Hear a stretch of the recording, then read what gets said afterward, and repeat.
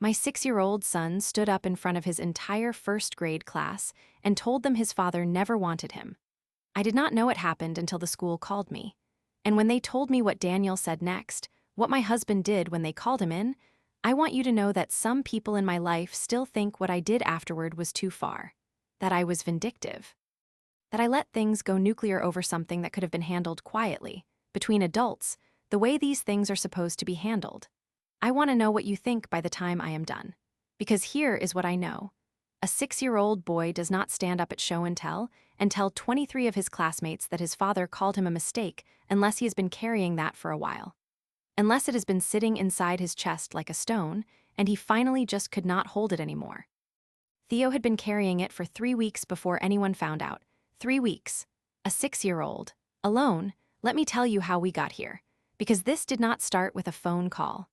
It started long before that, in the kind of marriage where the damage is slow and quiet, the kind you almost convince yourself is normal until your child starts to become the proof that it wasn't. My name is Renata Solis. I grew up in a medium-sized house in a medium-sized city with parents who worked hard and asked very little of the world beyond stability. My father was an electrician. My mother ran the front desk at a dental office for 22 years. They were not glamorous people. They were steady people. There is a difference, and I did not fully understand it until I married someone who had never been steady a single day in his life. I met Daniel Hurst when I was 26. He was 30, working in commercial real estate, charming in the specific way that men who have always been charming are, which is to say, it was effortless for him, which meant it was also slightly hollow, though I did not recognize that yet. He had an easy laugh. He remembered details about people. He asked follow-up questions. He made you feel, when he was focused on you, like you were the most interesting person in any room. I was finishing my master's degree in occupational therapy. I had my own small apartment. I had 3 close friends and one plant I had managed to keep alive for 2 years, which felt at the time like a reasonable measure of competence. We dated for 14 months. We were engaged for 8. We got married on a Saturday in October, and my mother cried, and my father shook Daniel's hand for a long time, and I thought I had done something right. The first year was fine. The second year was fine. The third year was when I started to notice the way Daniel spoke to me when other people were not around. And I started to realize that the version of him the world saw and the version I lived with were operating on slightly different frequencies. Nothing dramatic. Nothing I could point to and say, there, that is the thing. It was more like a temperature change. A degree here, a degree there. The way he would correct me in front of his friends about a story I was telling, not aggressively, just with this easy, practiced patience that made me feel slightly stupid. The way he had opinions about how I dressed that he offered as suggestions. The way his voice, when he was tired or stressed, had a particular flatness to it that made me careful, made me pre-adjust. I am not telling you this so you will feel sorry for me. I am telling you this because you need to understand what kind of man decides his child is a mistake. It does not come from nowhere. It is built, slowly, out of a particular kind of selfishness, the kind that has been indulged for long enough that it stops recognizing itself as selfishness at all. Theo was born when I was 31. Daniel was 35. The pregnancy had not been planned, but it had been accepted. That is the word I would use now, looking back. Accepted, not celebrated, not embraced. Accepted the way you accept a change in weather. Daniel was present at the birth. He held Theo. He took the photographs. He sent the announcements. He did every external thing that a father does in those first weeks, and I told myself that the slight stiffness in him, the way he handed Theo back to me a little too readily, was just adjustment. That fatherhood was an acquired feeling for some men. That he would get there. Theo was 2 before I stopped telling myself that. It was a Tuesday. I remember because I had had a long day, 3 back-to-back evaluations at the clinic. One of them, a 4-year-old who had made very little progress and whose mother had cried in my office, and those appointments stayed with me in a particular way. I came home and Theo was in his high chair and Daniel was on the couch with his laptop open, and Theo had been crying not seriously, not urgently, just the low-grade fussiness of a tired toddler, and Daniel had not moved. I picked Theo up. I got him a cup of water. I sat on the floor with him and did the little hand game he liked, where you fold fingers down one at a time, and he stopped fussing almost immediately. Daniel glanced over from the couch. "You have a gift for that," he said. His tone was light, complimentary on the surface. "He just wanted attention," I said. He always wants attention. A pause. He's very needy. Theo was 2 years old. 2-year-olds are supposed to need things. I said something like that mildly, and Daniel made a small sound, not agreement, not disagreement, and went back to his laptop. I sat on the floor with my son, and I filed that moment somewhere in the back of my mind where I was keeping the other moments. The collection was getting larger than I wanted to admit. My closest friend during those years was a woman named Gloria Pacheco, who had been my coworker at the clinic since I started there. Gloria was 53, originally from Guadalajara, and she had the specific quality of seeing through people that you develop when you have lived through enough of them. She wore the same 3 silver bracelets every day, had worn them as long as I'd known her, and she had a way of tilting her head slightly when she was deciding whether to say something honest that I came to rely on. We usually ate lunch together on Tuesdays and Thursdays. Paper bags, the little courtyard outside the back entrance, whatever we had packed that morning. About 3 months after the high chair Tuesday, Gloria set her sandwich down on her knee and looked at me. "You seem tired," she said. "Not work tired." "I'm okay." She tilted her head. There it was. "Renata." Her voice was quiet. "You know you can tell me things." I looked at the courtyard wall for a moment. There was a crack in it that I had noticed before, running diagonally from about shoulder height down to the ground. Something about that crack made it easier to talk. "I think my husband doesn't really like being a father," I said. Gloria did not react dramatically. She did not say anything for a moment. Then, "Does he say that?" "No, nothing direct. It's the way he handles Theo, or doesn't handle him. There's this distance. And I can't tell if it's going to get better or if this is just who he is. And I love being Theo's mom. No hesitation on that. That part is very clear." Gloria picked up her sandwich. "Then that's your North Star. Whatever else is complicated, that part isn't." I thought about that for a long time after. She was the first person who ever made me feel like my clarity about Theo was its own kind of strength, not a consolation prize for a hard marriage, actual strength. She was also, as it would turn out, one of the most important people in my life over the next several years, though neither of us knew that yet, sitting in that courtyard with our paper bag lunches and the cracked wall. The marriage got harder to inhabit over the following 2 years. Nothing explosive. That is the part that I think confuses people when I try to explain it. There was no single incident. There was just the steady accumulation of a man who had decided that his domestic life was a drain on him, and who was too conflict-averse and too image-conscious to leave, so he stayed and made his displeasure ambient. He took more trips for work. He spent more evenings in his office. We had a spare room he'd converted. He came to Theo's checkups maybe half the time and was visibly restless when he did. He never raised his voice. He was not physical. He was just increasingly elsewhere. And the version of himself he brought home became less and less the version anyone else saw. Theo, for his part, was an exceptional kid. I know every parent thinks this. But he was genuinely gentle, the kind of child who noticed when someone was upset and brought them a stuffed animal without being prompted. He loved dinosaurs the way only a 5-year-old can love something, with a completeness that leaves no room for irony. He would correct people about the pronunciation of Parasaurolophus without any social awareness that this might not land well, and it was, frankly, wonderful. He noticed his father's distance the way children notice everything, not by naming it but by adjusting to it. He stopped bringing Daniel his dinosaur books. He stopped asking Daniel to watch things with him. He learned to read his father's mood from across a room, and I would catch him doing it sometimes, this small pause before he entered a space, this quick assessment, and it made something in me go very still and very focused. I was working full-time. I was managing the household. I had started to quietly consult a therapist, a woman named Dr. Iniakutes Farhat, who had an office downtown with a loud radiator and a collection of small plants on her windowsill, because I needed a space to think clearly without anyone around who had a stake in how I thought. Dr. Farhat did not tell me what to do. That was not her style. She asked questions and then waited while I figured out the answers. One afternoon, maybe 8 months before everything came apart, she asked me what I was afraid of. I thought about it for a while. I'm afraid that if I stay, Theo learns this is what a marriage looks like. And I'm afraid that if I leave, Daniel turns what little engagement he has off entirely and Theo loses even that. Those are 2 different fears, Dr. Farhat said. One is about what Theo learns, one is about what Theo loses. Yes. Which one feels more urgent? The first one, I said. and hearing myself say it out loud was, in the particular way that therapy sometimes works, both obvious and new at the same time. I drove home slowly that night. I sat in the parking garage outside our building for a few minutes before going up. Not crying, just thinking, building something in my mind that had not been fully built before. Daniel worked late on Thursdays. That was consistent. He had a standing dinner with a colleague, a man named Brett, whom I had met perhaps 4 times and who struck me as someone who had peaked early and knew it, and he was usually home by 10. One Thursday in February, Theo came downstairs at around 7:30. He was supposed to be asleep. He had his blue blanket trailing behind him, which he called his dragon for reasons he had explained to me at length and which I had partially followed.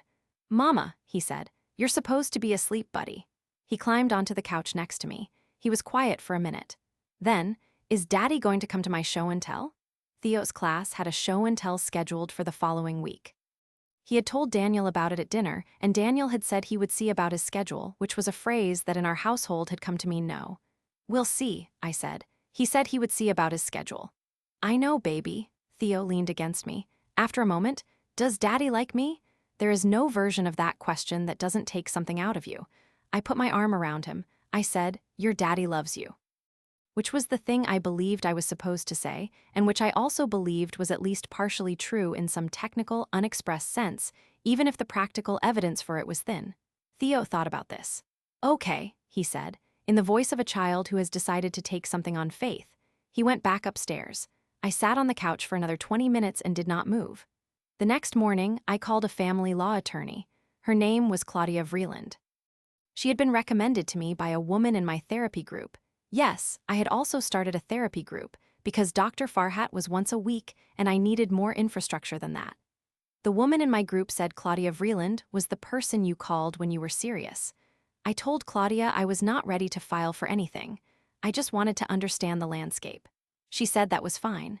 She said a lot of women started by understanding the landscape. She had a way of speaking that was precise without being cold, and I liked her immediately. We met for 90 minutes. I walked out of her office knowing things I had not known when I walked in, and the knowledge felt, against all odds, steadying.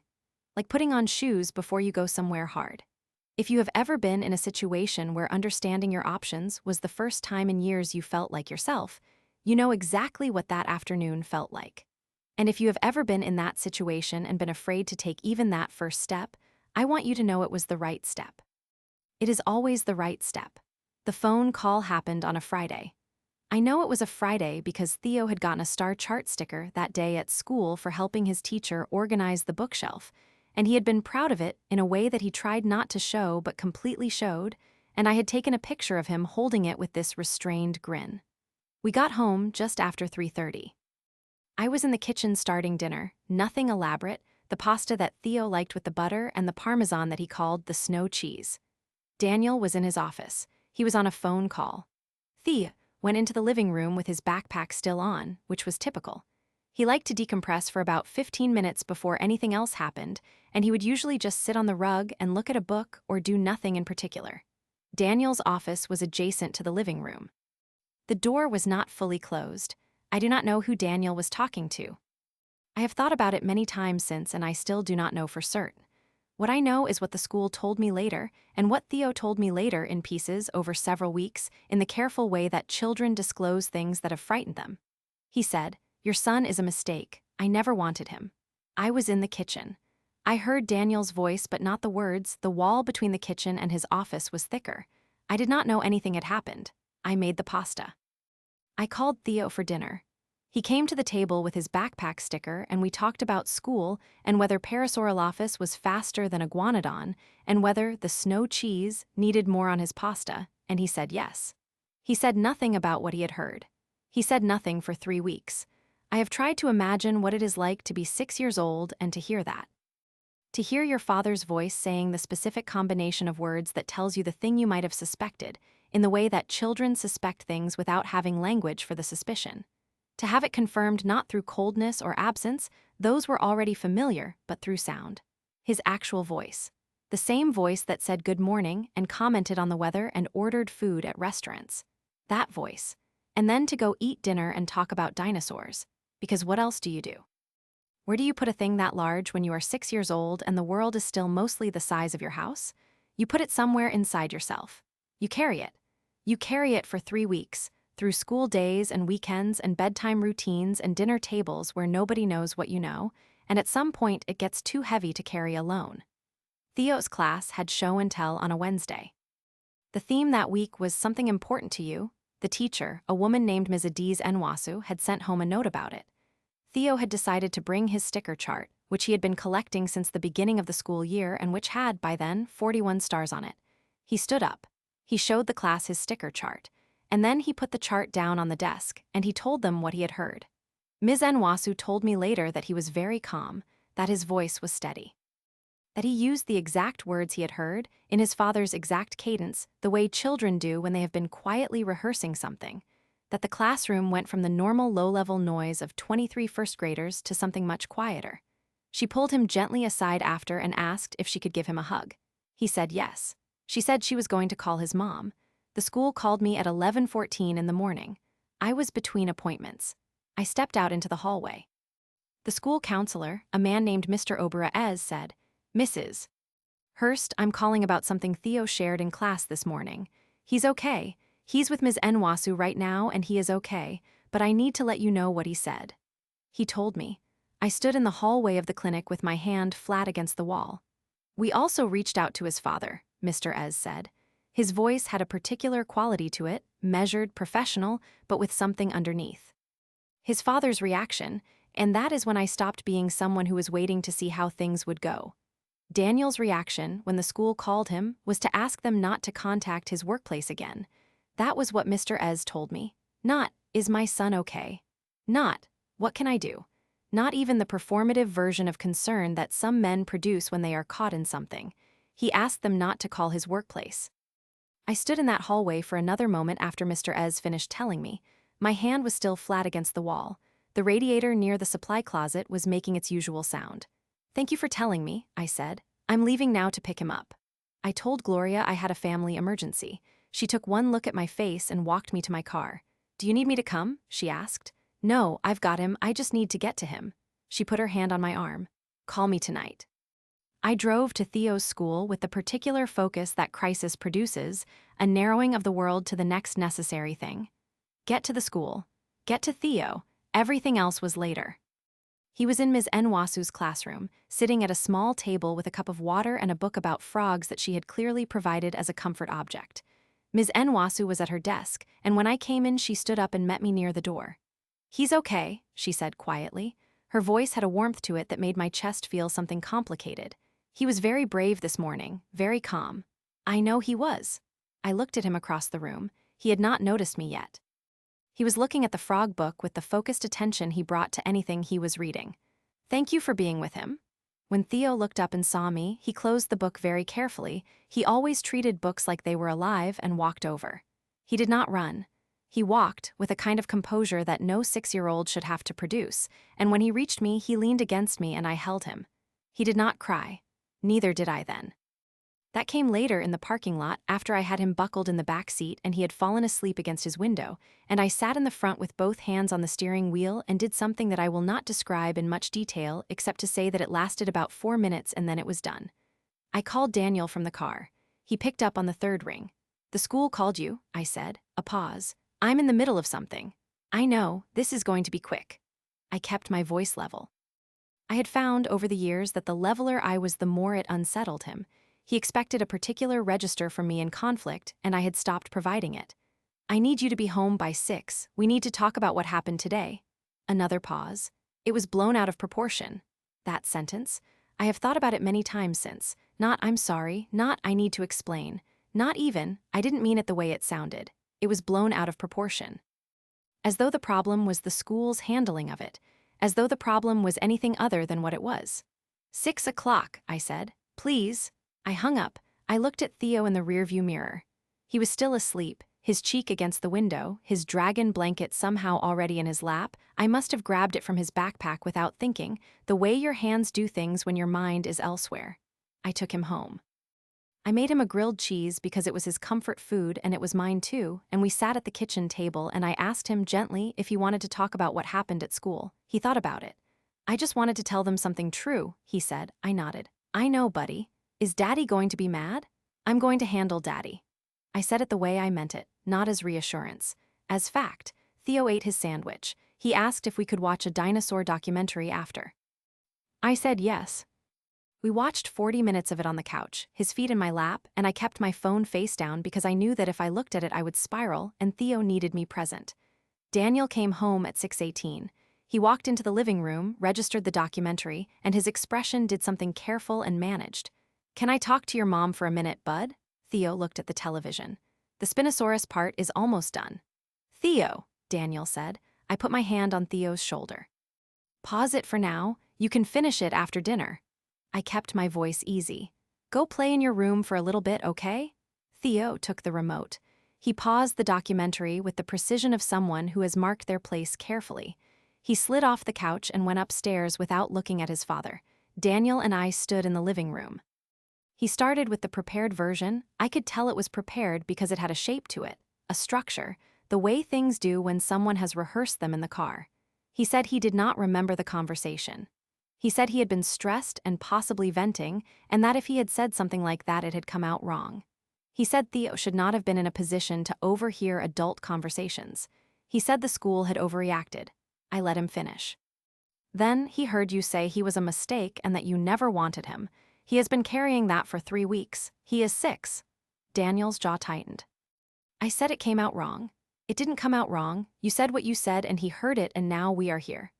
I sat down on the arm of the couch, not because I was casual about it, because I needed to be lower than him in the room to think clearly, and I had learned this about myself. I'm going to ask you something, and I need an honest answer. Do you want to be Theo's father? Not in the legal sense, not on paper, in the actual daily sense. He was quiet for a moment that told me everything. I think we've both been struggling, he said finally. That's not what I asked. He looked at the paused television. The Spinosaurus was frozen mid-movement, 1 foot lifted. I think, he said carefully, that I was not ready to be a parent. I nodded once. I stood up. Okay, thank you for being honest about that. We need to talk to someone, a family therapist, a mediator, someone. And we need to do it soon, because Theo is not going to carry any more of this. Daniel agreed. In the particular way he agreed to things he intended to do minimally and on his own timeline. I recognized it. I had a 1.5 years of notes with Dr. Farhat on exactly that pattern. I called Claudia Vreeland the next morning. I want to be very clear about what I was doing in the months that followed, because I think it is easy, from the outside, to read this as patience. It was not patience. Patience is passive. What I was doing was construction. The occupational therapy practice I had built over the previous 3 years, starting as a sole practitioner out of a shared clinical space, growing to a 4-person clinic with a patient roster that justified a lease on our own suite, had reached a point where it was generating enough that I had been working quietly with a financial advisor named Marcus Osai to structure things properly. Marcus was 41, calm in the way that genuinely competent people are calm, and he had a habit of writing things on a small notepad and pencil even when there was a laptop right in front of him. He said it helped him think. I had decided to trust him based on that alone, which is not a methodology I would recommend to everyone, but which had turned out fine. We had set up a separate business entity. The practice's finances were clean, documented, and entirely in my name. The equity was mine, the lease was mine. The contracts were mine. None of this was secret in a dramatic sense. I had not hidden it from Daniel the way you hide something you are ashamed of. I had simply not made it a subject of conversation, the same way Daniel did not explain every detail of his commercial real estate commissions to me. We had, over the years, developed parallel financial lives. His choice initially. And then, increasingly, a structure I had come to appreciate. The difference was that my parallel financial life had been growing at a rate that would have surprised him. Marcus and I met on the 2nd Tuesday of every month. His office was in a building downtown with a lobby that always smelled like the cleaning product they used on the floors, something slightly medicinal, and a receptionist named Trish who remembered how I took my coffee without being asked, which was the kind of detail that makes a place feel like yours. About 3 weeks after the show and tell incident, I sat across from Marcus and told him what had happened. He put his pencil down. How's Theo? He's seeing someone, a child therapist. He seems okay. He's resilient in a way that I find both reassuring and slightly heartbreaking. And you? I'm restructuring, I said. Marcus understood what I meant. He picked the pencil back up. Tell me what you need. What I needed was a clear picture of exactly what I had, what it was worth, and what would happen to it in different legal scenarios. Marcus spent the next 40 minutes walking me through it, and by the time I left, I had a number in my head, the total equity value of the practice. That was considerably larger than the number I had vaguely been operating on. That happens sometimes when you were busy actually doing the work and not stopping to count. I went back to Claudia Vreeland's office the following week. I had her card in my wallet. I had been carrying it for over a year at that point. Her office was on the 14th floor of a building near the river, and the window behind her desk looked out at the water, and I had noticed on my first visit that she never looked at the view. She was always looking at the person across from her. I respected that. Things have changed, I told her. She folded her hands on the desk. Tell me. I told her about Theo and the show and tell. I told her about Daniel's response, both the immediate response to the school and the conversation in our living room. I told her about the 3 weeks Theo had said nothing. Claudia listened the way good attorneys listen, which is without interrupting and without visibly reacting, but with a quality of attention that makes you feel like everything you are saying is being filed somewhere useful. When I finished, she said, I want you to think carefully before you answer this. Are you telling me you're ready to file, or are you telling me you need a plan? I need a plan that leads to filing. She nodded, one precise nod. Then we start now. I'm going to need you to document everything going forward, not dramatically, just consistently. Dates, interactions, any conversations about Theo, and I need you to not tell him you have spoken to me. I understand. The show and tell incident is significant. Do you have contact with the school counselor, the teacher? Ms. Nwasu has been wonderful. Mr. Ez called me himself. I'm going to need their observations in writing at some point. Not yet. But eventually, she paused. Are you financially independent of him? I told her the number Marcus and I had discussed. For just a moment, something shifted in her expression, not surprise exactly, more like recalibration, the slight adjustment of a person who has just updated a variable. Then you're in a stronger position than most of the people who sit in that chair, she said. Let's use that correctly. Daniel agreed to see a couples therapist. I had presented it as a last attempt at repair, which was partially true. I was not pretending. I did want to know if there was anything left. A version of me that was paying very close attention was also watching the therapy sessions as evidence of pattern, but another version of me was genuinely sitting in that room hoping to be surprised. His therapist was one he chose himself, a man named Dr. Brendan Forsyth, who had an office in our neighborhood, and who I found professionally adequate and personally opaque in a way I found slightly irritating. Daniel liked him. I suspected that was because Dr. Forsyth was good at creating the feeling of progress without requiring too much of it. We went for 8 weeks. In the third session, Dr. Forsyth asked Daniel to describe what he valued about his relationship with Theo. Daniel talked for about 90 seconds. He mentioned that Theo was a good kid. He mentioned that he hoped Theo would be interested in sports eventually. He mentioned that he thought things would get easier as Theo got older and could have real conversations. He did not mention anything Theo had actually done. He did not mention the sticker chart, or the dinosaur books, or the way Theo brought stuffed animals to upset people, or the Parasaurolophus pronunciation correction. He described a future, hypothetical child with different interests. He did not describe his actual son. I looked at the pattern on the rug in Dr. Forsyth's office, a geometric repeat, blue and gray, and I noted the thing I had just observed, and I filed it. After our 5th session, on a Thursday evening in early spring, I drove to Gloria's apartment instead of home. She lived 20 minutes from the clinic in a building with a narrow lobby and a very old elevator that she had always refused to use on principle. I climbed 3 flights. She opened the door before I knocked. I saw your car from the window. She made tea. We sat at her kitchen table, which always had something on it, a book, a crossword, a small pot of the herbs she grew on the windowsill because she said she could not trust store-bought cilantro. I told her about the therapy session, about the hypothetical child. Gloria wrapped both hands around her mug. Did he say one true thing about Theo? One specific thing? No. She was quiet for a moment. Then, Renata. You know what this is? I know. You've known for a while. Yes. She looked at me with the directness that was her specific gift. Then what are you waiting for? It was not a challenge. It was a genuine question from someone who cared about the answer. I'm waiting until I have everything I need so that when I move correctly and I do not have to move twice. I set my mug down. Theo is not going to lose access to me even for a day because I rush something. Gloria nodded slowly. Okay, a beat. Then let me know what I can do. You might need to write something down someday, about what you've seen, about what I've told you over the years. She looked at me steadily. I'll write whatever is true, which is most of it. I drove home with the particular feeling of someone who has just confirmed that the people in her corner are actually in her corner. There is no tactical substitute for that feeling. It is its own kind of resource. The close calls started that same spring, in the way that close calls do, unexpectedly, and then in clusters. The first was at my mother's house, a Sunday dinner in April. My mother made her rice and the chicken that required 2 hours of advance planning, which meant that Sunday dinners at her house were always slightly ceremonial. My brother Esteban was there with his wife, Camilla. Daniel had come, which was unusual. He had been declining family dinners with increasing frequency, citing work, and my mother had begun to notice. Esteban was in insurance, comfortable, straightforward in the way that people are when they have never had to be otherwise. He meant well. He also had a habit of asking questions about money that he framed as curiosity, but which had always carried the faint undertone of keeping score. We were at the table, about halfway through dinner, when Esteban looked at me with the expression I had come to recognize as prelude. I heard you expanded the clinic, he said. I kept eating. A little.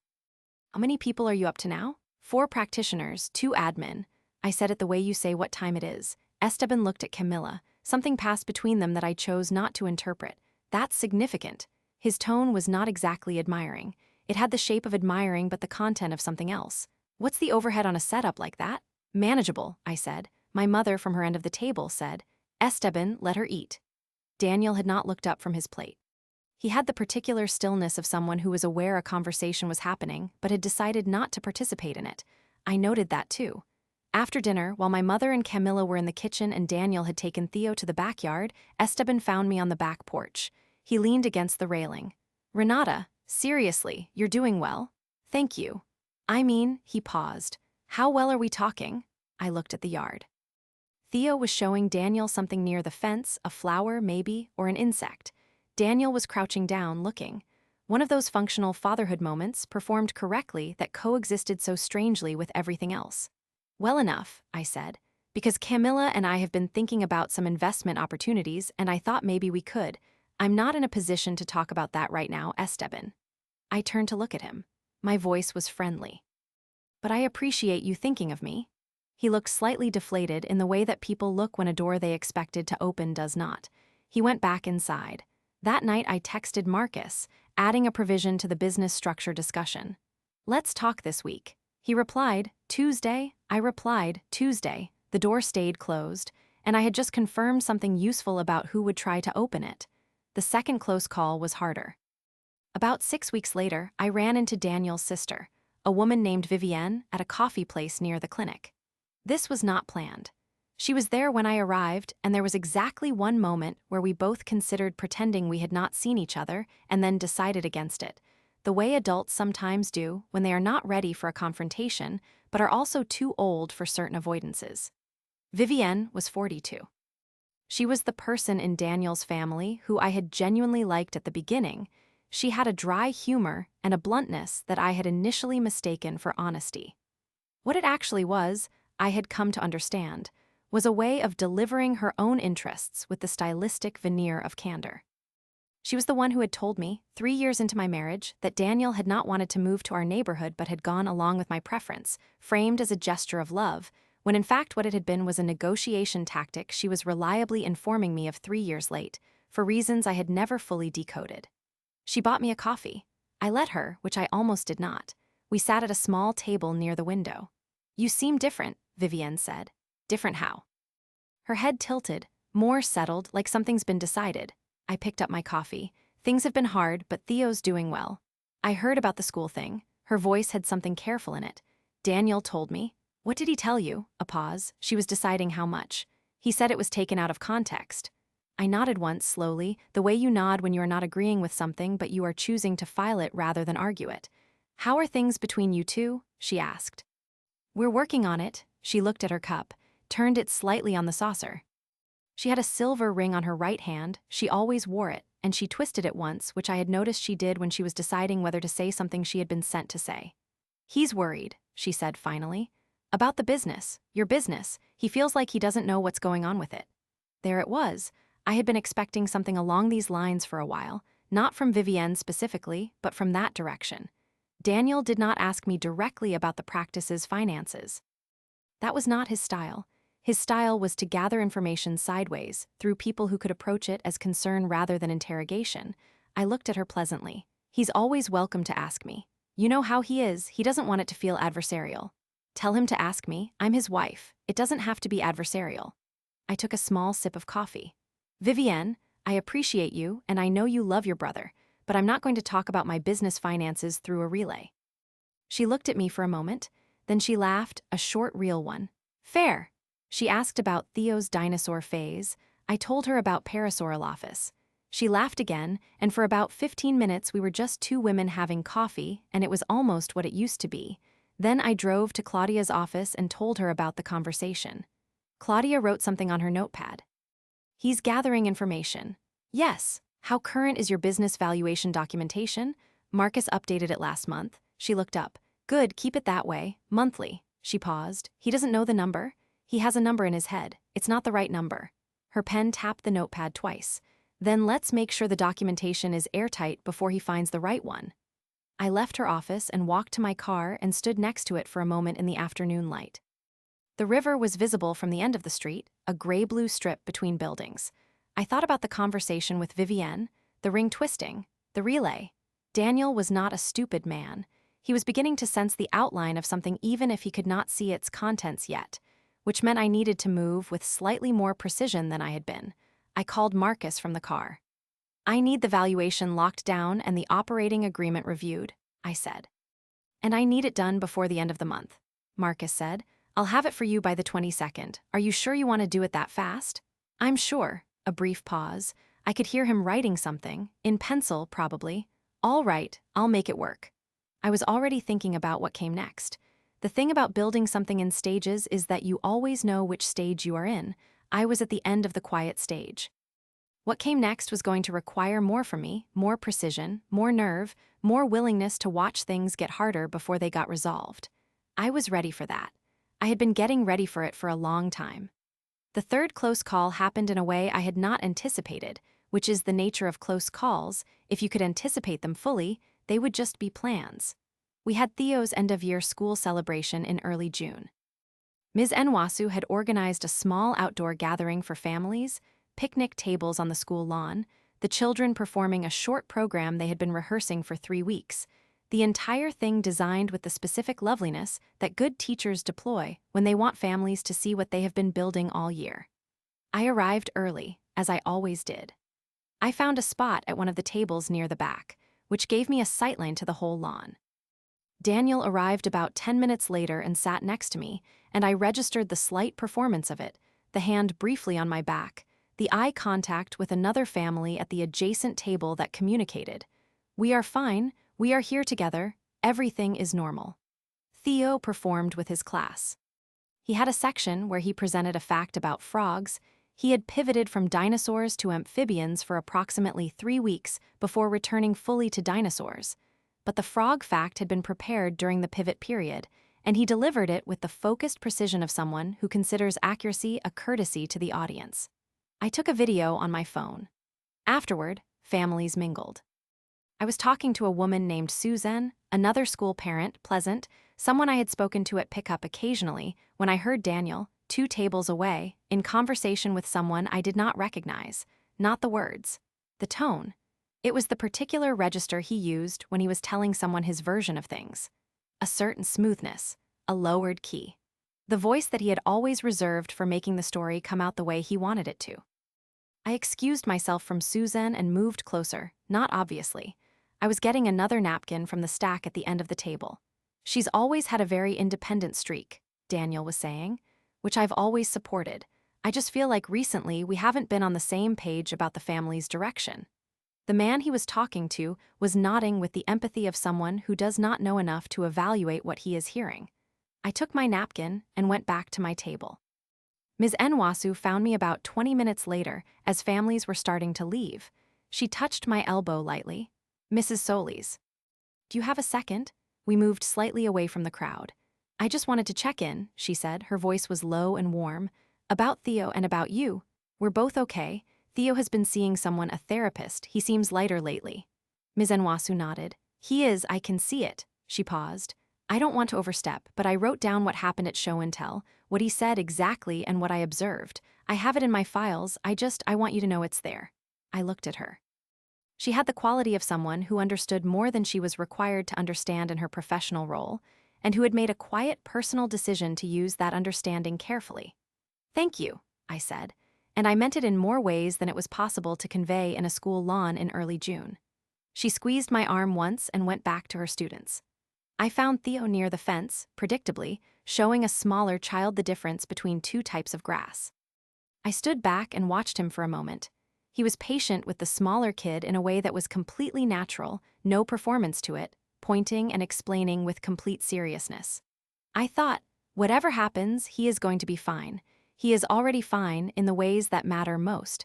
I just need to make sure the structure around him holds. I took another photo. I was building quite a collection by then. If you have been in a situation where you are doing two things at once, building your real life with one hand while maintaining the appearance of a different one with the other, then you know that the hardest part is not the deception. It is the cost of the dual attention. The way it sits in the background of everything. The way you can be genuinely present at your son's school event, genuinely moved by him explaining grass varieties to a 4-year-old, and simultaneously be tracking the man 2 tables away who is telling someone your marriage has a direction problem. Both of those things are real. They coexist, and the weight of holding them both is something that accumulates over time. I did not say this to Daniel. I said it in pieces to Dr. Farhat. I said the condensed version to Gloria.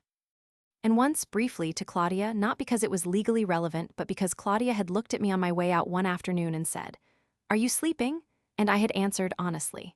On and off, I said. She handed me a card for a colleague of hers, not a therapist, a physician who specialized in stress-related insomnia. Go, she said.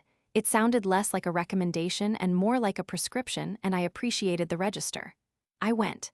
It helped marginally. What helped more was having a plan that was nearly complete. By the beginning of July, I had 3 things that I had not had in April. I had a completed, documented valuation of the practice, prepared by Marcus, reviewed by a second accountant whose name was Bertrand Acaffer, and who had the methodical quality of someone who checked his work twice on principle, and once more because he did not fully trust the second check. I had a custody consultation with Claudia that had produced a clear-eyed assessment of my position, which, given the show-and-tell incident, the documented therapy records, and the school's written account of what Theo had said and how Daniel had responded to the school's call, was stronger than it had been in April. And I had the beginning of what Claudia called a pattern record. Not accusations. Dates, observations, direct quotes where I had them.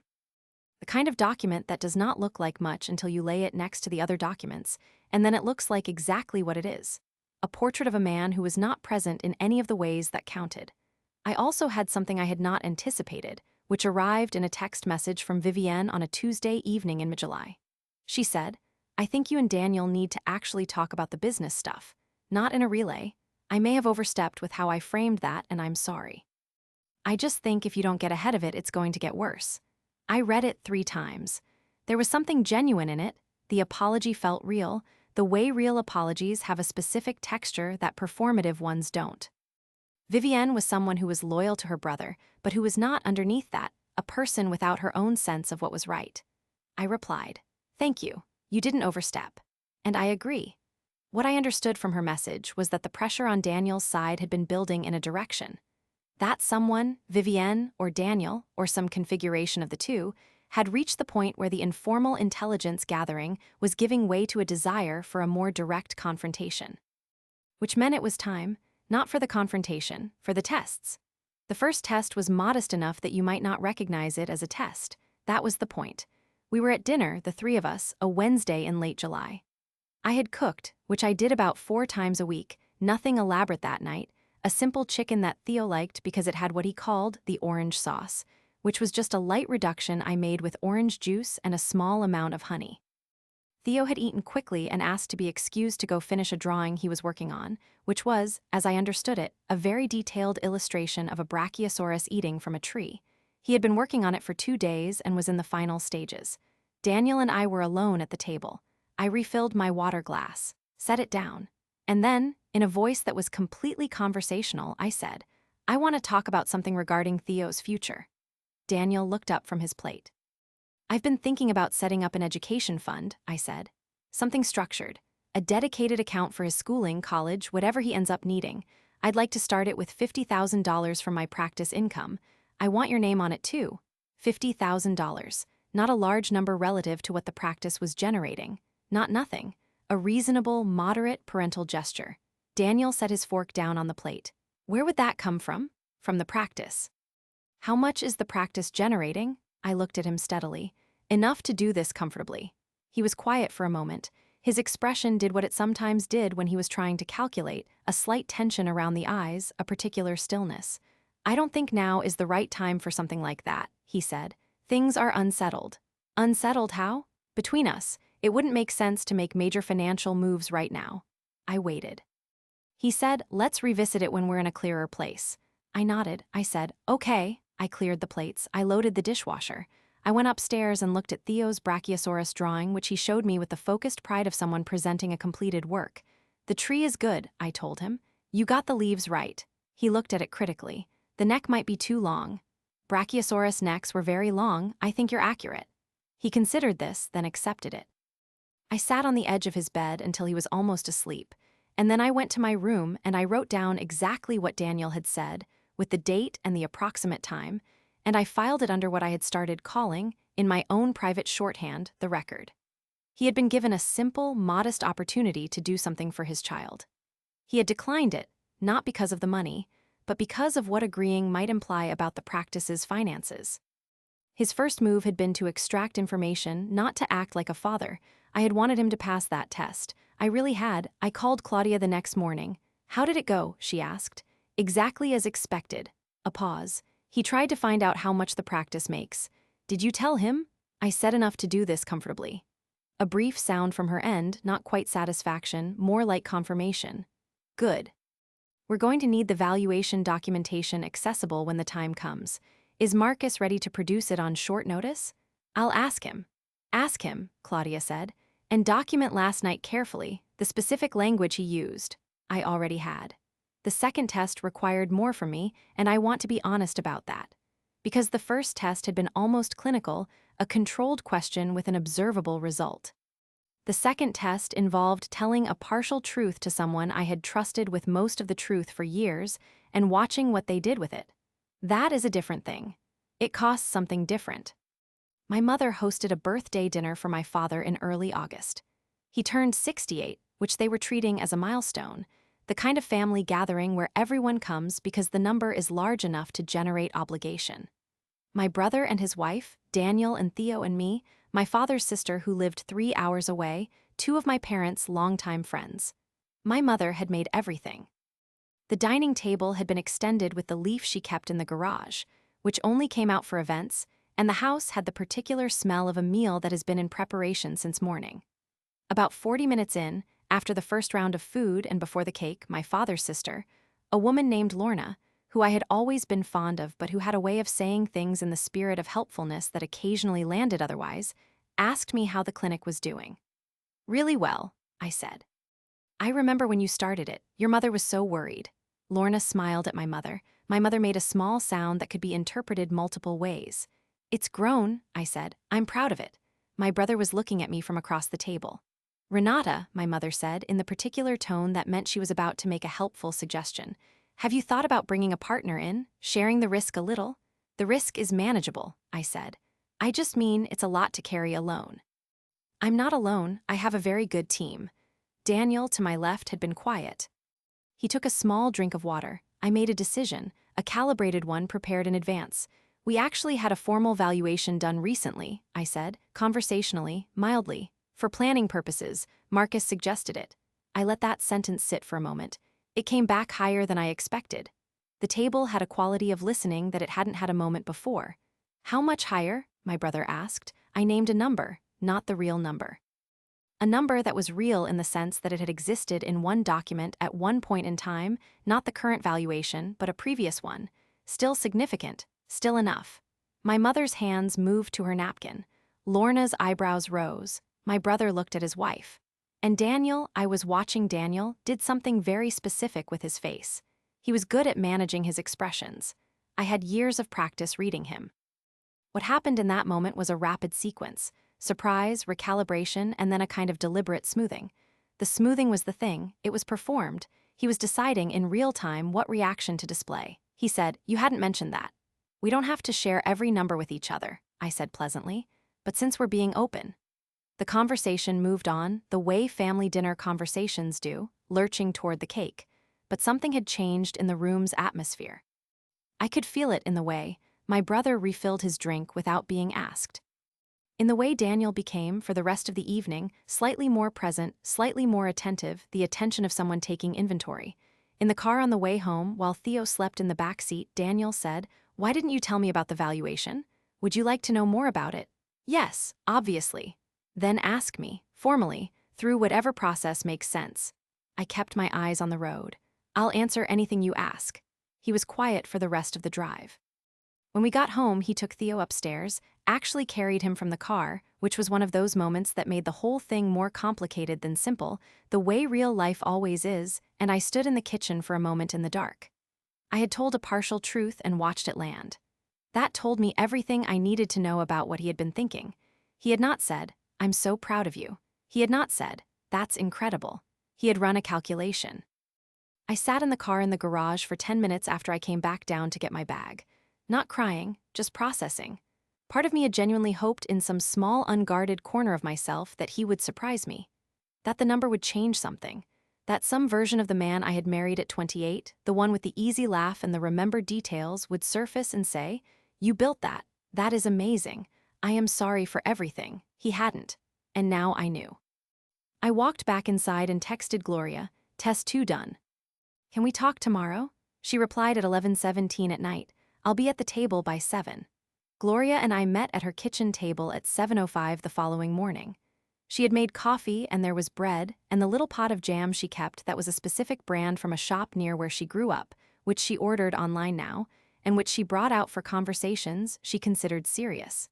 She put the jam on the table. That told me she had understood the text correctly. I told her what had happened at dinner, all of it, the number I had given, Daniel's face, the car ride home. Gloria turned her mug in both hands. "And what did you learn?" "That he has been thinking about the practice as a marital asset, potentially a significant one." I broke off a piece of bread. He wasn't surprised that it was valuable. He was surprised that I named the number first. "He was ahead of you." "He was trying to be." I spread some jam. "He's not anymore." Gloria looked at me with the steadiness that was her specific quality, the kind that does not offer comfort as a substitute for honesty. "Are you okay?" "I am better than okay, I am clear." "That's not the same as okay." I thought about the 10 minutes in the garage. "No," I said, "it's not." She reached across the table and covered my hand with hers for a moment. That was all. She did not say anything platitudinous about it. She just acknowledged it, and then let me be clear again, which was exactly right. "What's the third one?" she asked. "The third one," I said, "he won't see coming." The third test was not something I designed at a table. It emerged from something Daniel did himself, which is the best kind of trap, the one the other person walks into with their own momentum. In the third week of August, Daniel told me he had been in conversation with a business consultant, a man named Gregory Shen, whom he described as someone who worked with small professional practices on growth strategy. He said he thought it might be useful for my clinic. He said Gregory had some ideas worth hearing. He said it over breakfast, casually, the way he said things he had been planning for longer than the casualness implied. I looked at him.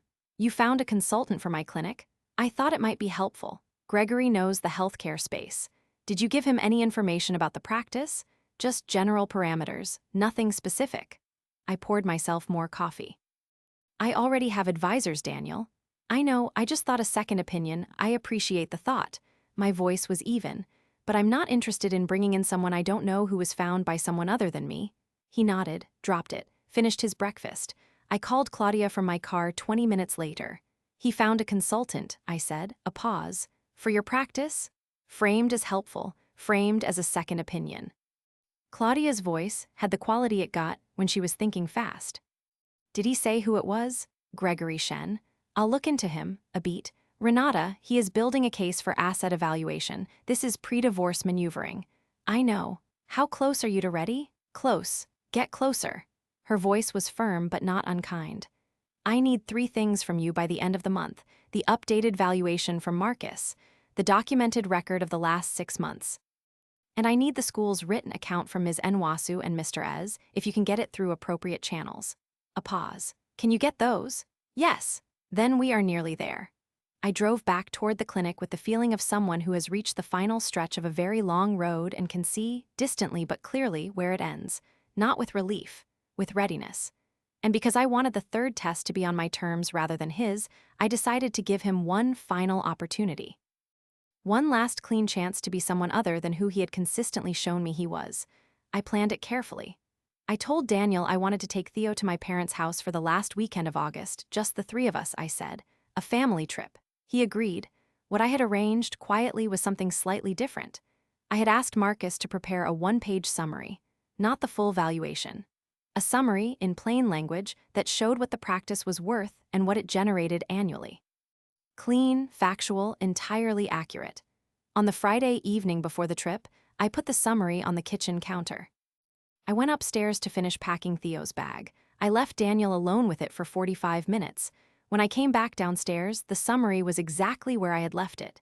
He had moved it just slightly, just enough that I could tell it had been picked up and put back, and he was in the living room with his phone. I picked up the summary. I looked at him. I left that out on purpose, I said. I wanted you to see it. He looked up from his phone. Something shifted in his face. I've been trying to understand what we're doing here, I said. Whether there is anything real left to work with, or whether we are both performing a version of this marriage for different reasons. I folded the summary and put it in my bag. I think we both know the answer. I think we've known for a while. He was very still. I'm not going to fight with you in front of Theo. I'm going to take him to my parents this weekend, and when we come back, I would like to talk to you seriously about what comes next. I slung the bag over my shoulder. Not through Vivienne, not through a consultant I've never met, you and me. He opened his mouth, closed it. I called upstairs. Theo, let's go, buddy. Dragon is in the car. Theo came thundering down the stairs with the energy of a child who has been told the car is ready, and he grabbed my hand, and we went out to the car, and I buckled him in, and I did not look back at the house as I pulled out of the driveway. We drove 2 hours to my parents' house. Theo fell asleep around the halfway point. The highway was clear. The radio was low. I had my coffee from a gas station stop, slightly too sweet, and it was fine. My phone buzzed once about 40 minutes in, a text from Daniel. I did not read it until after Theo was in bed at my parents' house, tucked in the guest room with his dragon blanket, the nightlight on, already fully under by the time I closed the door. I sat at my parents' kitchen table. My mother had gone to bed. My father was still up, reading in his chair in the living room, which was his habit. I read the text. It said, I didn't think you were paying attention. I read it 3 times. Then I put my phone face down on the table. I looked at the kitchen, the familiar architecture of it, the particular position of the coffee maker, the small cactus my mother kept on the windowsill that had been there for at least 12 years. The crack in the tile near the stove that had been there since I was in high school. My father appeared in the doorway. You okay, Mija? Yes, I said. I'm going to be. He nodded once, the way my father nodded, the nod of a steady person who does not need more information than you're giving him. He went back to his chair. I picked up my phone. I opened my conversation with Claudia and typed, I'm ready, Monday morning. Let's start. Then I put the phone down again and sat with the quiet of my parents' house, and the sound of my son breathing in the next room, and the specific feeling of a door being closed from the inside by the person who belongs there. Monday was 2 days away. I had everything I needed. The valuation was documented. The record was 61 days long. Ms. Nwasu had put what she witnessed in writing, and it was sitting in a sealed envelope in Claudia's office, delivered by hand 3 weeks prior. Daniel had walked into every test I had set, and his text, 4 words, sent at 9:41 on a Friday night, was now the last piece of a picture that had been assembling itself for years. He thought I had not been paying attention. I had been paying attention to everything. I want you to remember what I said at the beginning, about whether I went too far. Keep that question in your mind during everything I am about to tell you. Monday came the way important days sometimes do, quietly without fanfare, the same gray-blue morning light through the kitchen window, Theo eating cereal and explaining to me at some length that the Spinosaurus had been misclassified for decades and that scientists were still arguing about it. I made coffee. I agreed that scientists should resolve this. I drove him to school and I watched him walk through the front doors and I sat in the car for about 30 seconds. Then I called Claudia. "File everything," I said. "Original timeline." "No delays." Her voice was even. "Are you certain?" "I've been certain for a while. I was just being careful." A pause. "I'm done being careful. I'll have the initial filing prepared by end of day Wednesday. You'll need to be available Thursday morning for review." "I'll be there." I drove to the clinic. I told no one. I saw patients. I ate lunch at my desk. I drove to pick up and collected Theo and listened to the ongoing Spinosaurus discourse. I made dinner. I put him to bed. I read him 2 chapters of the current dinosaur chapter book, which featured, as it happened, a Spinosaurus, which Theo felt was validating. Daniel was in his office. The house was quiet. I sat at the kitchen table with my phone face up, and I waited for the feeling of having done something irreversible to hit me. It didn't. That was the thing I hadn't expected. I had prepared for a wave of something, fear or grief or doubt. What I felt instead was the specific stillness of a person who has been holding something for a very long time and has finally put it down. I texted Gloria, started. She replied within 2 minutes, "I'm here, whatever you need." I went to sleep at 10:30. I slept through the night for the first time in 6 weeks. Wednesday came and went. Thursday, I was in Claudia's office by 9 in the morning. She had the documents on her desk, clean, organized, each page tagged at the corner with those small colored flags that attorneys use, the kind that make official things feel final. I read everything. I initialed where I was supposed to initial. I signed at the bottom of 3 separate pages. Claudia watched me sign the last one. "The service will be by the end of next week," she said. "You should be prepared for his response to be immediate." "What kind of immediate?" "He may contact you directly. If he does, keep it brief. Don't discuss anything substantive without me in the loop." She paused. "He also may not contact you at all initially. Some people go quiet when they're recalibrating." "He'll go quiet first and then call his sister," I said. Claudia almost smiled. "Probably." She gathered the signed pages. "One more thing. The custody filing is simultaneous with the divorce filing. The show-and-tell incident is documented. Ms. Nwasu's written account is attached. Mr. Ez's written account is attached. Your therapy records from Dr. Farhat documenting the pattern over time are attached with her consent."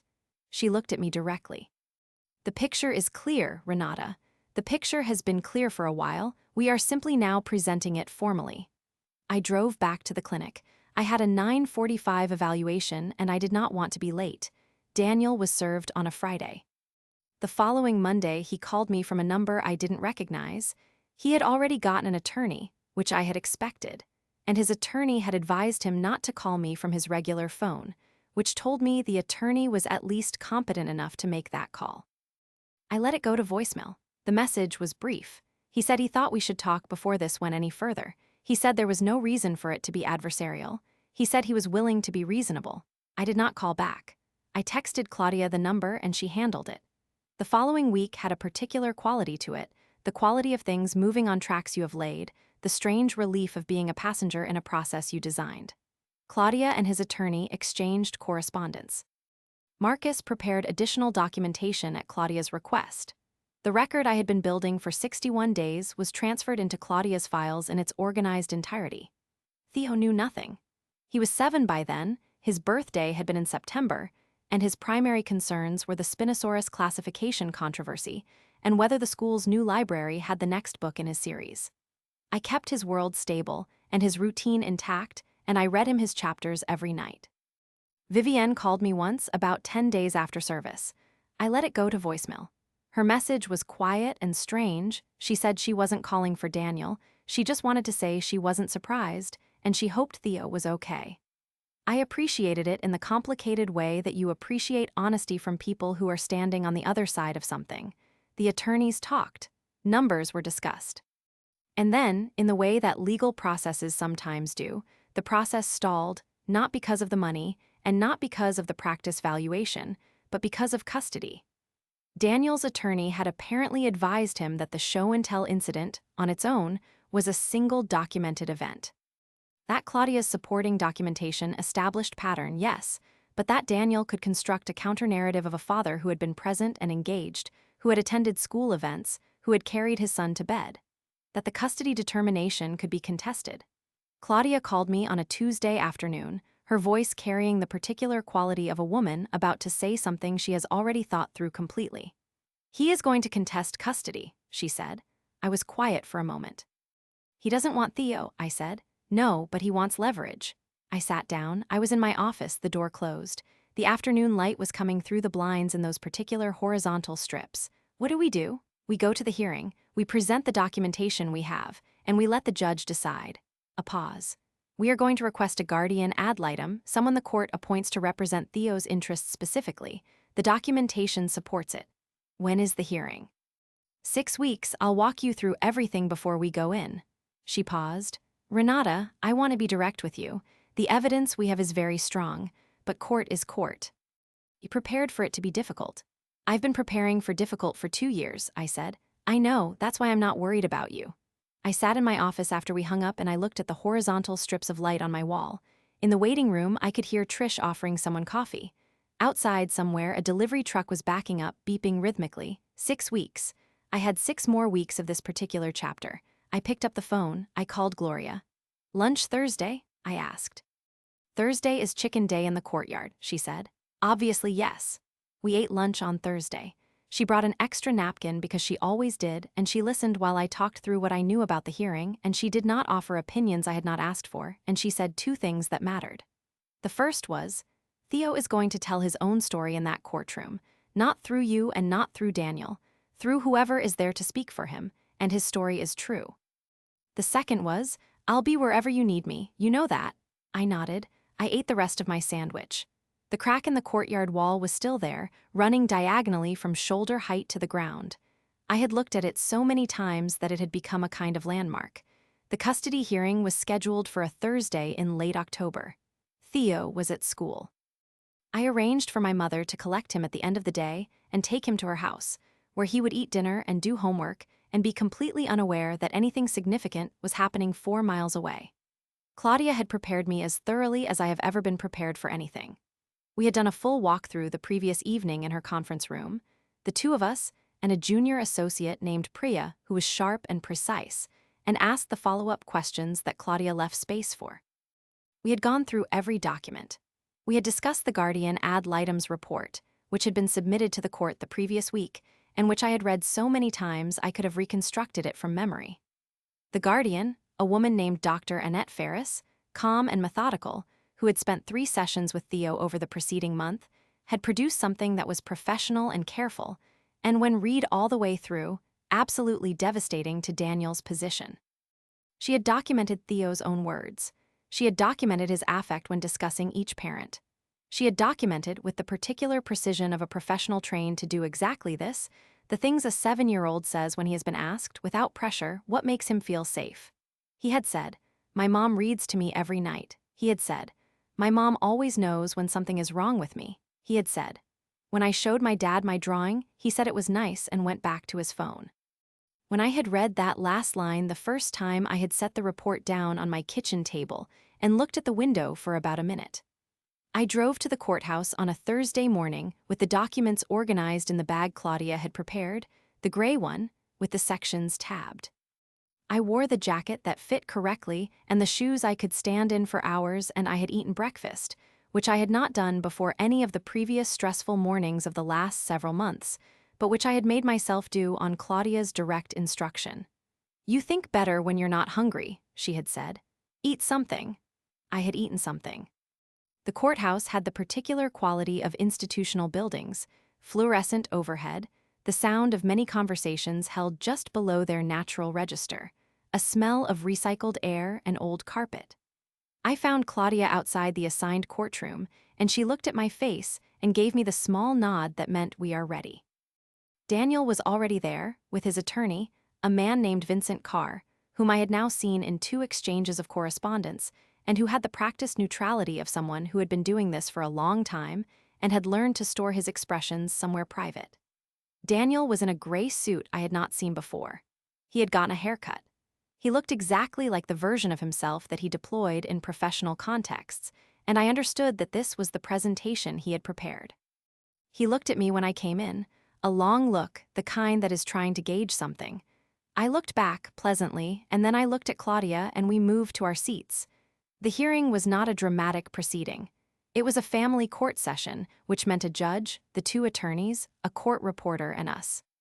The judge was a woman named the Honorable Judge Diane Morell, who was perhaps 60, with reading glasses that she took on and off throughout the session, and a quality of attention that was dense and focused in the way that people are dense and focused when they are both experienced and genuinely paying attention. Dr. Ferris was there. She would present her findings. The room was small enough that when I sat down, I could hear Daniel's attorney turn a page. I want you to understand what I was thinking in that moment. Not about the documents or the outcome or the strategy. I was thinking about Theo at my parents' house, probably done with dinner by now, probably showing my father his Spinosaurus illustration. The same one he had been working on since the summer, which had been refined twice since then, and which was, objectively, very good. I was thinking about the way he leaned against me when we read at night.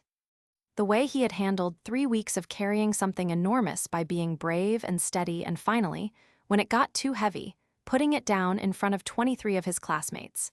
He was going to be fine. I needed to make sure this was the structure that made it possible. The hearing began. I am going to tell you what happened in that room.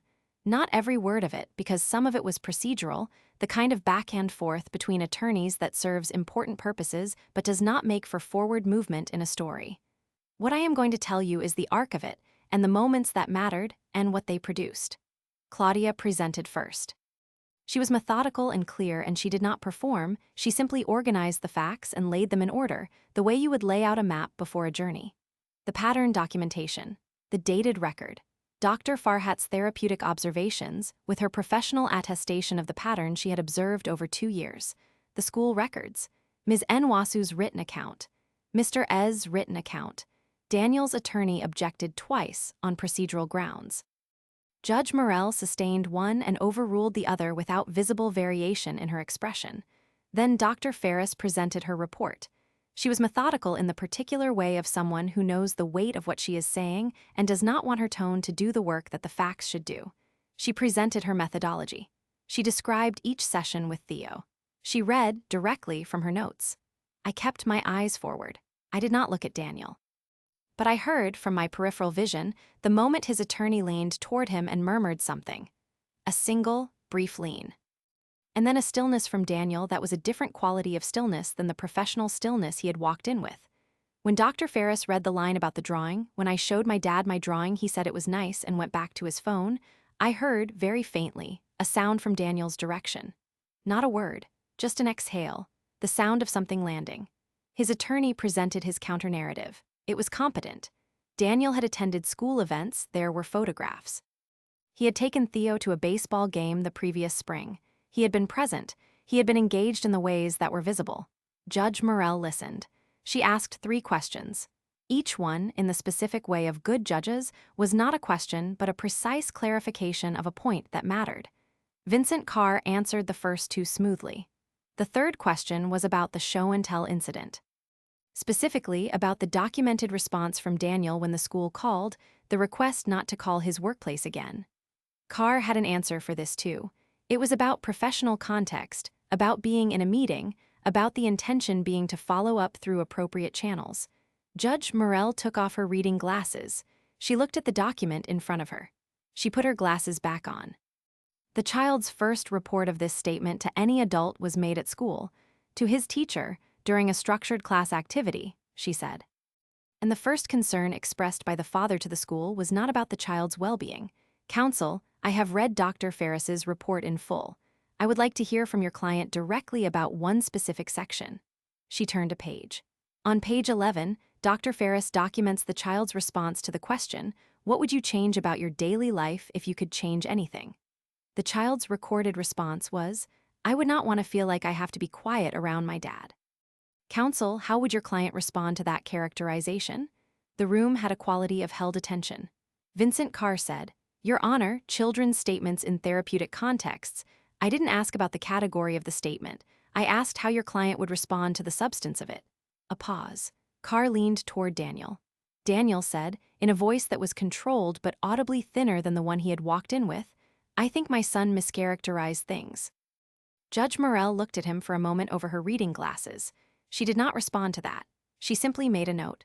That note was in the specific way that some silences are the moment the axis of the room shifted. The hearing did not end dramatically. There was no single speech, no revelation that made everything collapse at once. What happened was more like watching water find a level, a steady, inevitable redistribution of weight. Judge Morell reviewed everything that had been submitted. She asked 4 additional questions across the next 40 minutes, 2 to Claudia, 1 to Dr. Ferris, 1 directly to me, about Theo's current therapeutic relationship and his engagement with it. I answered clearly and specifically. She nodded once. She did not rule from the bench that day. She told us she would issue her decision within 10 business days. When the session ended, Daniel and Vincent Carr left first. I sat with Claudia while the courtroom cleared, and I looked at the tabletop in front of me, pale wood, slightly scuffed, and I did not say anything for about 30 seconds. Then, "How did that go?" Claudia gathered her papers with the unhurried precision of someone who has been in many courtrooms and knows the difference between cautious and needlessly pessimistic. "I think it went well," she said. "Dr. Ferris's report is very strong." The judge's question about the show-and-tell response was not accidental. She paused. "We'll know within 10 days. I nodded. I put on my jacket. I picked up the gray bag with the tabbed documents. We walked out into the hallway together, and then to the lobby, and then out onto the courthouse steps where the October afternoon was cold and bright and completely indifferent to what had just happened inside. I called my mother to check on Theo. He had, apparently, shown my father the Spinosaurus illustration, and my father had said it looked like a dragon, which Theo had found both incorrect and mildly offensive. He was currently explaining to my father why it was not a dragon. "He's fine," my mother said. "He ate 2 helpings." I stood on the courthouse steps in the cold, and I felt something shift in me, not a dramatic shift, more like the final degree of a long rotation, the end of an arc. "Thanks, Mom," I said. "I'll be there by 7. Judge Morell issued her ruling on a Wednesday, 8 business days after the hearing.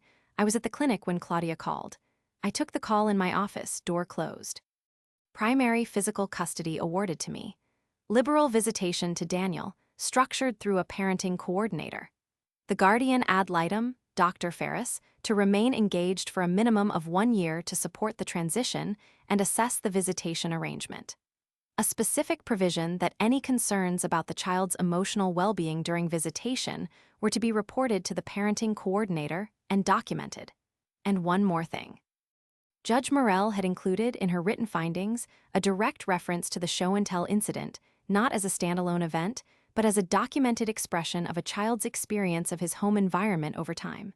She had called it evidence of an established pattern. She had referenced Dr. Ferris's report.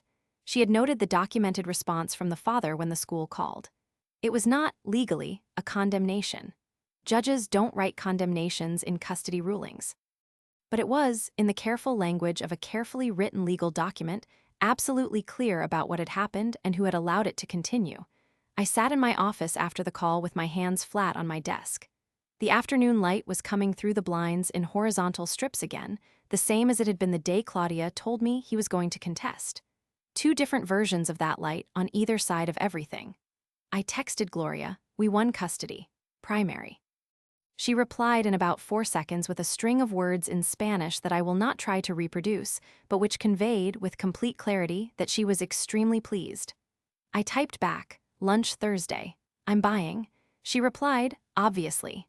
Now, I want to tell you about the part that people who know this story always want to ask me about. Because the custody ruling was, in one sense, the resolution, the legal structure was established, the formal proceeding was done, Theo was protected in the way that I had been working to protect him since that phone call from Mr. Ez. In that sense, the story had its answer. But there was still the family. There was still the dinner. The one that was coming, that several members of my family had been planning for over a month before any of them knew what was about to happen. My parents' anniversary, 38 years, which my mother had decided deserved a proper celebration. Everyone was invited. My brother and Camilla, Lorna and her husband. 3 family friends who had known my parents for decades. Gloria, because my mother had long since folded her into the category of necessary people and invited her to things. And Daniel? My mother had invited Daniel because, at the time she planned the dinner, she knew that we had filed, but she did not fully understand the scope of it. She knew the marriage was ending. She had been given a carefully edited version of the reasoning, which was the version I had been providing to the family as a whole while the legal process moved forward. She liked Daniel in the particular way that mothers like their children's spouses when the children do not tell them everything, which is to say, with a warmth she would have adjusted considerably if she had known what I knew. I had not corrected the edited version yet. I had been waiting for the right moment. I was no longer waiting. The dinner was on a Saturday evening in early November. My mother had been cooking since that morning. The table had the leaf in it. The good dishes were out. Everything smelled like her cooking, which has a specific quality that I cannot describe neutrally because it is simply the smell of my childhood and all the safety it contained. I arrived at 5:45, which was before most other people. Theo was with me. He was spending the weekend at my parents' house, which had become a regular arrangement in the weeks since the hearing, a transition logistics choice that also happened to suit everyone's emotional needs. He disappeared with my father almost immediately, the two of them taking up the ongoing Spinosaurus discussion in the living room. I helped my mother in the kitchen for 20 minutes. She handed me things to carry, and I carried them. She told me about a problem she was having with the back garden, something about the soil, and I listened and offered an opinion, and she ignored it, which was the normal pattern. Gloria arrived at 6:15. She was wearing the purple top she wore when she wanted to feel composed, which I had noticed over the years was a reliable signal. She came into the kitchen and kissed my mother on the cheek and then found me near the counter and looked at me with a question in her eyes. "He's coming?" she asked low. "As far as I know." She reached past me for a water glass. "I'll be right here." Esteban and Camilla arrived at 6:20. Lorna and her husband arrived at 6:25. The family friends, the Escobedos, a couple in their late 60s who had known my parents longer than I had been alive, arrived at 6:30 and immediately took up positions near my father and Theo, which meant Theo was now surrounded by 3 adults who all thought his Spinosaurus illustrations were extremely impressive. He was thriving. Daniel arrived at 6:40. He came in the front door with a bottle of wine and the ease of a man who was performing being fine. He greeted my mother with the warmth that had always worked on her.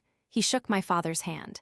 He crouched down and said hello to Theo, and Theo said hello back and then turned back to Mr. Escobedo, which was its own kind of data point. Daniel found me near the dining room doorway. "Renata." His voice was quiet, controlled. "Daniel." I matched the register. "Good to see you." He looked at me for a moment, assessing. "We should probably talk at some point this evening, privately." "Maybe," I said pleasantly, and I moved to help my mother carry in the first dishes. Dinner was served at 7.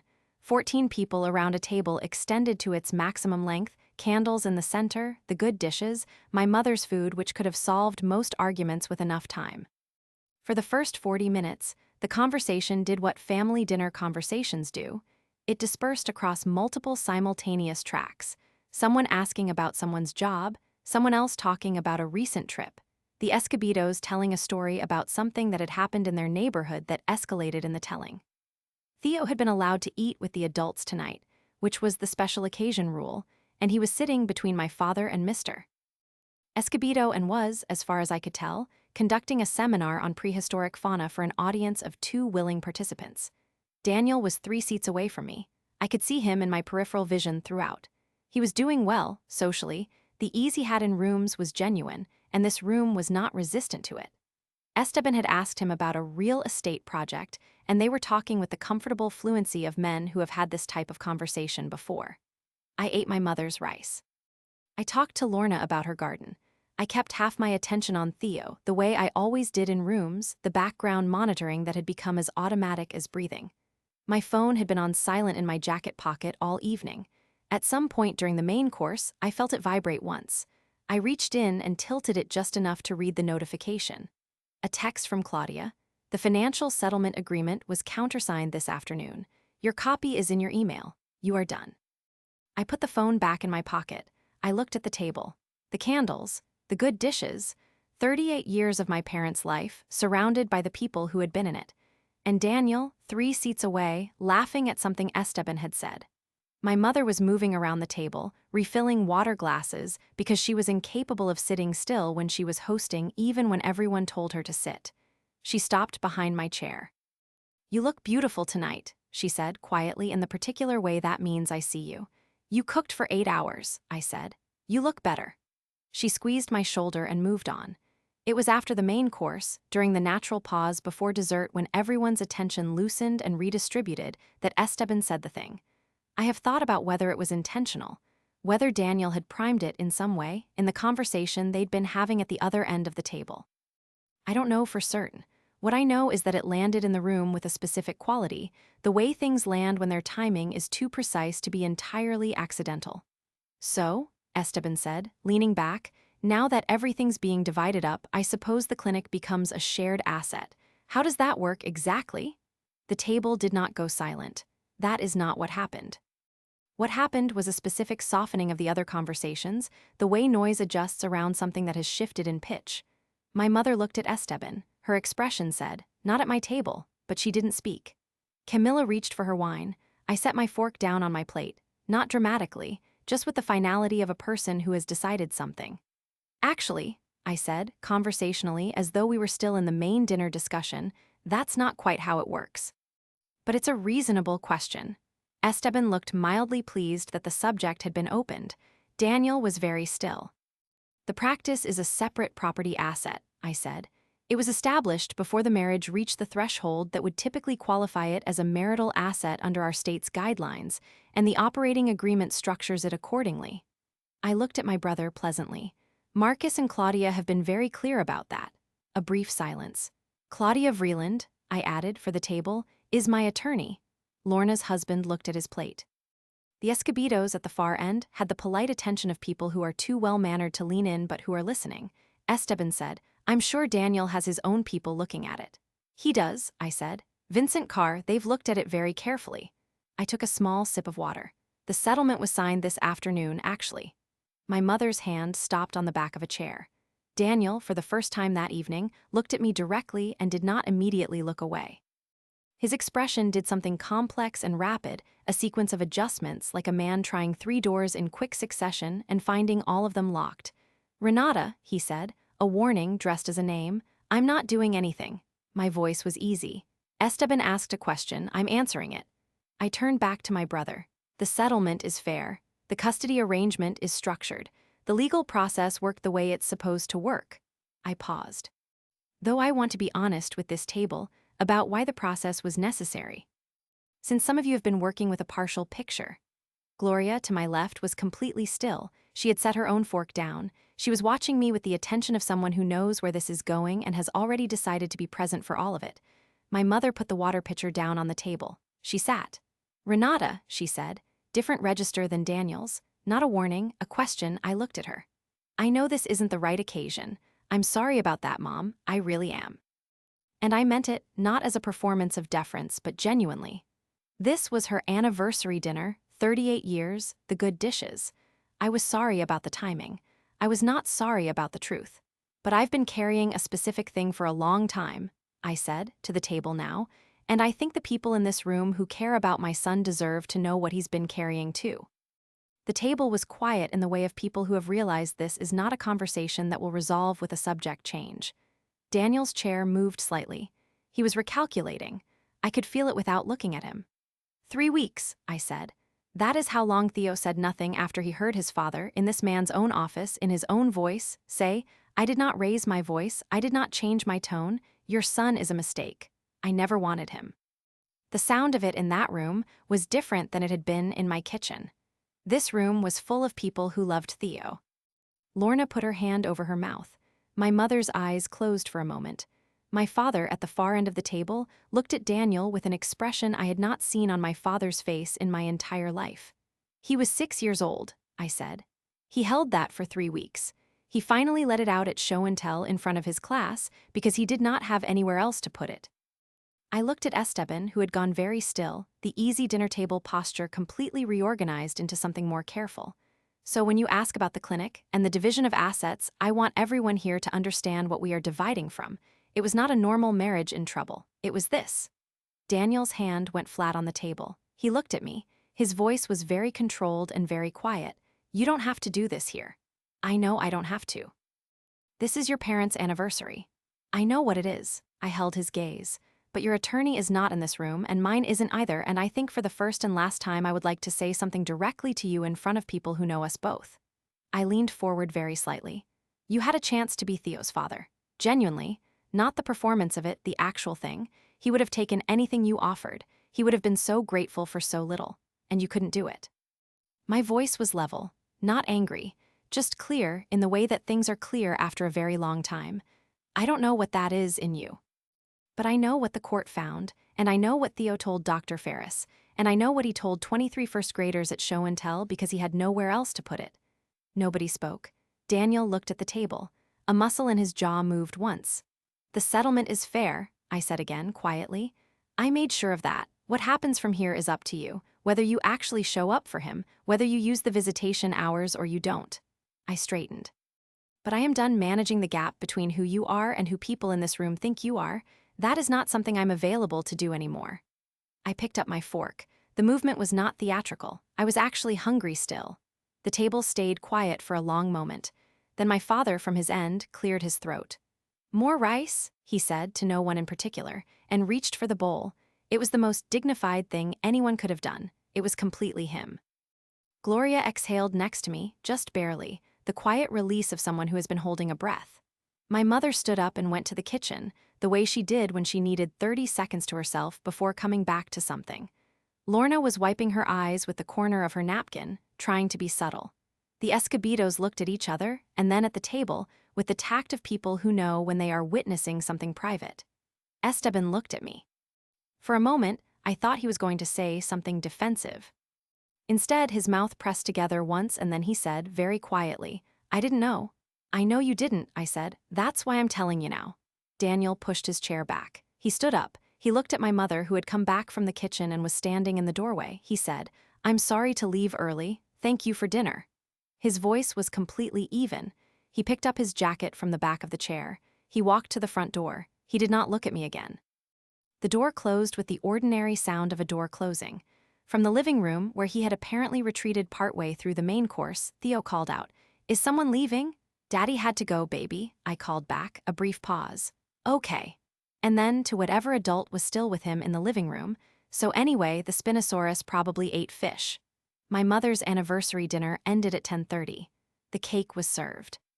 My father blew out the candles. My mother had found ones that were shaped like the number 38, which she had sourced with considerable effort, and my father looked at them with the fond exasperation of a man who has been married to an organizer for nearly 4 decades. Lorna cried a little at the toast, which was the right response to the toast. Theo fell asleep on the couch around 9:15, dragon blanket accumulated from somewhere, entirely at peace with the evening. Gloria helped my mother in the kitchen after. She always did. It was a rhythm they had established over years of attending these things, the easy efficiency of 2 women who understood each other's kitchens. I dried dishes for a while and then went and sat with my father. He was in his chair. He had a small glass of something. He looked at me and did not say anything for a moment. Then, you should have told us sooner. I know. Your mother is going to need some time. I know that too. He was quiet again. His expression had returned to its usual steadiness, though something around the eyes was older than it had been at the beginning of the evening. He said that about Theo. Yes. My father looked at his glass. He nodded once, the same nod, the nod of a steady person who does not need more information than you're giving him. But this time there was something underneath it that I recognized as grief, and then, underneath that, something that resolved into a kind of settled clarity. Okay, he said. Then you did the right thing. That sentence from my father, in that chair, in that particular voice, I am going to carry that for a very long time. The financial settlement was finalized and distributed within 30 days of the countersigning. The practice valuation was assessed by both parties' accountants, and the final negotiated outcome reflected a fair division of marital assets that excluded the practice's equity. Claudia had been correct about the separate property structure, and included a reasonable division of joint assets and a support arrangement that reflected Theo's needs. Daniel's net result was fair. I had not tried to punish him financially. That had never been the point. What happened in the weeks after the dinner was the quieter, slower kind of consequence, the kind that does not make noise but leaves a mark. Vivienne called me 2 weeks after. We talked for 40 minutes. She told me she had confronted Daniel about the phone call, had asked him directly whether he had said it. He had said it was complicated. She said she told him that it was not complicated, and that she loved him, but that she was not going to be the person who helped him construct a version of this that left Theo without a real advocate. She said she was going to reach out to the parenting coordinator independently and offer to be a positive presence for Theo if that was something the coordinator thought would help. I told her I appreciated that more than I could easily say. She said, "He has always needed someone to tell him when he's wrong. I just stopped being useful enough at it." There was something genuine in that, the small, honest admission of a person who has identified their own failure in something. I thought about what Claudia had said, about every named antagonist needing a humanizing moment. I thought, there it is. Esteban called 3 days after the dinner. He was awkward on the phone in the way that men sometimes are when they owe an apology and are not practiced at delivering one, but the substance was there. He said he had not understood what was happening in my marriage, that he had been asking about the clinic in ways that were not helpful, and that he was sorry. I told him I accepted that and I meant it. He asked about Theo. I told him about the Spinosaurus. "I'll take him to the Natural History Museum," he said, "if that's something he'd want." "He would want that so much that you would probably regret offering," I said. He laughed, surprised, and then we were briefly just a brother and sister on the phone, and it was almost simple. My mother needed the time my father said she would need. She had liked Daniel. She had built a version of my marriage in her mind that was partial and optimistic, and had been fed, over years, by the edited version I had provided. Disassembling it took time. There were a few weeks of careful conversations, of my mother asking questions that I answered honestly, of her processing not just what had happened, but the fact that I had held it for so long without telling her. One afternoon, about 6 weeks after the dinner, she said, "Why didn't you tell me sooner?" "Because I needed to handle it correctly," I said. "And I was afraid that if you knew, you would want to help in ways that would make it harder to handle correctly." She thought about that. She was quiet in a way that meant she was deciding whether to accept it. "You were protecting me," she said. "A little," I admitted, "and protecting the process." She looked at her kitchen, the cactus on the windowsill. "He said that about Theo." "Yes," she nodded. The nod was different from my father's, where his had the quality of acceptance, hers had the quality of closing a chapter. Final, firm. "You did the right thing," she said. Same words as my father, different voice. No less true. Gloria and I had lunch on the Thursday after the settlement was finalized. Not in the courtyard, it was too cold by November for the courtyard, but in the break room, which was less atmospheric but warmer and had better coffee. I brought the jam. The specific brand from her order. I had found it online and ordered a jar, and I set it on the table when she sat down. She looked at it, then at me. "How did you even know where to order it?" she asked. "You've mentioned the shop about 12 times over the years." She picked it up and held it the way you hold something you didn't expect to receive. Then she set it down carefully and looked at me with the directness that was her specific quality. And her eyes had the brightness of someone who is not going to cry, but who is in the territory adjacent to it. "You have been through something very hard," she said. "I just want to say that to you plainly, not to be dramatic about it, just to name it. I know, and Theo is going to be fine. He already is mostly. He asked me last week if he could have 2 sets of Halloween decorations because we have 2 houses now and he thought the second house could use some." I smiled. "I said yes," Gloria laughed. "A real one, the kind that started somewhere deep. That kid. He's good," I said. "He's genuinely good." She opened the jam and spread some on her bread and handed me the jar, and we ate lunch in the break room while the November rain hit the window at a flat angle, and it was one of the best lunches I have ever had. It has been nearly a year since the custody hearing. Theo is 7.5 and has moved on from the Spinosaurus classification controversy to a more recent concern about iguanodon thumb spikes, which is apparently a whole separate discourse in the paleontology community.